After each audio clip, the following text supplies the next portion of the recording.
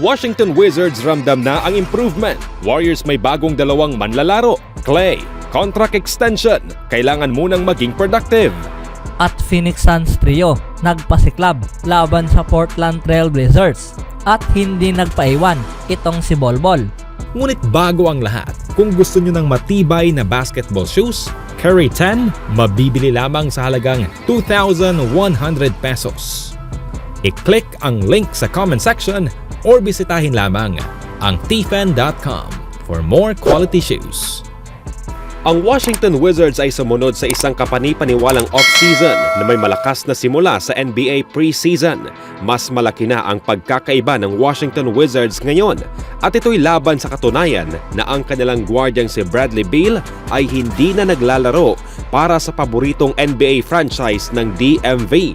Kasama ni Beal, wala na rin sa lineup si Kristaps Porzingis na dating forward at center habang bumalik na si Kyle Kuzma para maging bagong mukha ng Wizards simula sa 2023. Ngunit hindi nag-iisa si Kuzma sapagkat si gwardyang Jordan Poole ay lumipat mula sa Golden State Warriors na may kasamang pagpapadala ng kinikilalang Hall of Famer na si Chris Paul pabalik sa kanyang dating kupunan sa pamamagitan ng Phoenix Suns kung saan ngayon ay naglalaro si Beal. At huwag nating kalimutan mga kaibigan na si gwardyang Tyus Jones na lumipat mula sa Memphis Grizzlies upang tulungan sa pagpapalaganap ng mas maayos na estilo ng basketball. Maganda ang naging simula kung saan nanalo ang Washington sa kanilang unang dalawang laro sa NBA preseason. Ang unang pagkakataon na itong nangyari mula pa noong 2017 to 2018. Ayon sa ulat ng koponan, subalit mayroon din silang ginagawang hindi inaasahan sa puntong ito at sila ay nangunguna sa NBA preseason sa may kasamang average steals na 14.5 bawat laro sa unang dalawang laro.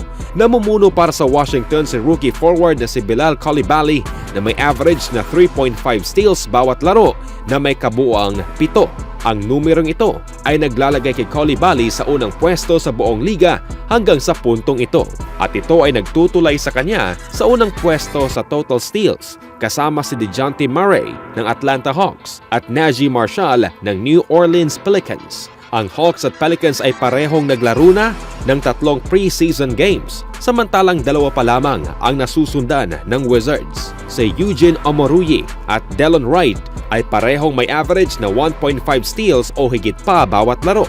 Hanggang sa ngayon yan mga kaibigan, sumasali rin kay Coulibaly sa trend sa pagnanakaw ng posisyon. Sa Miyerkules na ito, bibigyan ng Washington ang kanilang susunod na pagkakataon na magpakitang may bagong estilo ng depensang basketball sa pagtungo sa kalsada para harapin ang New York Knicks.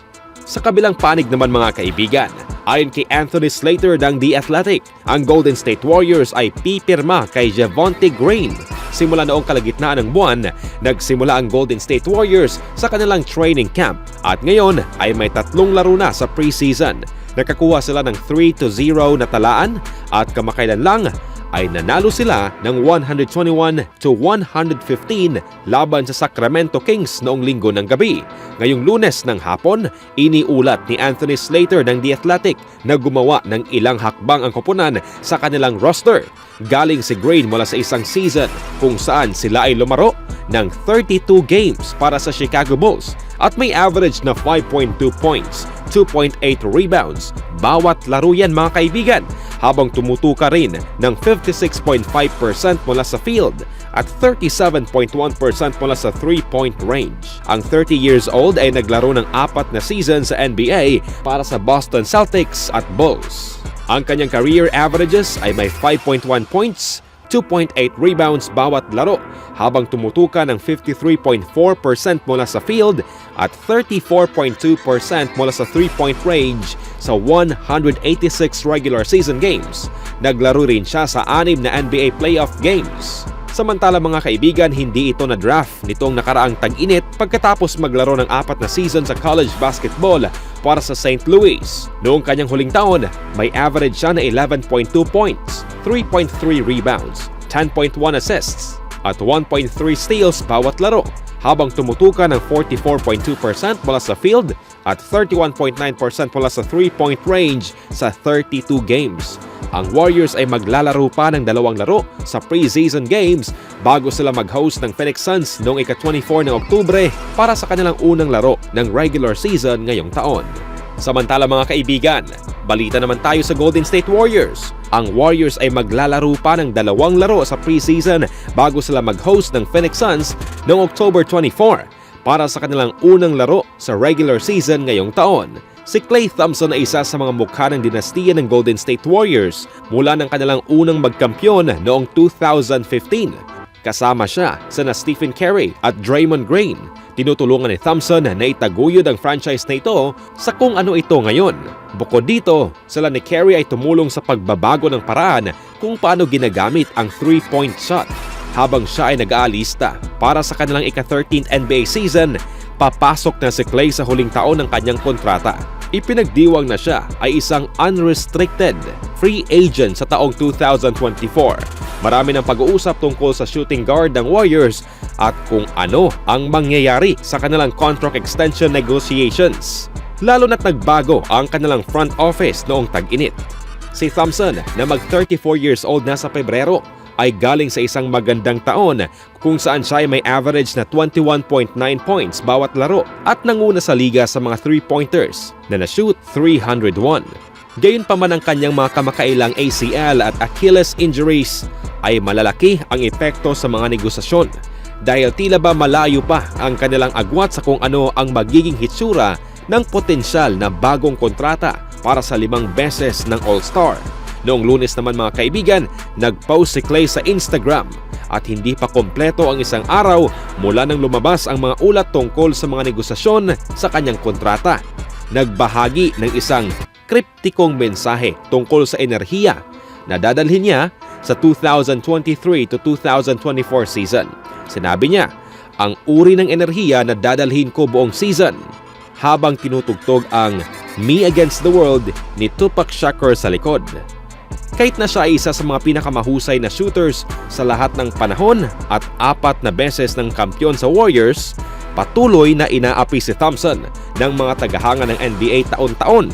Maaring hindi na siya ang dating manlalaro bago siya magkaroon ng malalaking injury sa kanyang mga paa.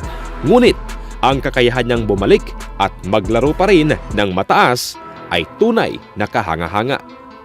Anong masasabi niyo dito mga kaibigan? Comment lang sa comment section at huwag kalimutang mag-subscribe sa ating YouTube channel. Samantalang panalo ang Phoenix Suns sa score na 106-117 laban sa Portland Trail Blazers na kung saan pinangunahan ng Suns trio ang pagkapanalong ito dahil itong si Kevin Durant ay nakapagtapos sa laban na mayroong 19 points, 4 assists at 3 rebounds sa loob lamang ng 15 minutes. Devin Booker na mayroong 16 points, 4 assists sa loob ng 17 minutes at Bradley Beal mga kaibigan na siyang umiskor sa labang ito ng 11 points. Bol Bol na siyang umiskor lamang ng 2 points. Ngunit ito ay sa pamamagitan sa isang nakakabuhay na dakdak. And then Bobo. Gotta love a Bobo. Oh, we got Bobo highlights. Hello. At ang mga effort na ito ay hindi kinaya ng Portland players mga kaibigan kahit na umiskor ng 19 points itong si Shedon Sharp. Samantalang itong si Scott Henderson ay nakapagtapos lamang sa laban ng 8 points, 5 assists na mayroong 5 turnovers. Always do it on my own, so I gotta get through it. And the only thing I know is to love what I'm doing. Never give up, never slow, till I finally prove it. Never listen to the no's, I just wanna keep moving. Keep my head up when I act, head up that's a fact. Never looking back, I'ma keep myself on track.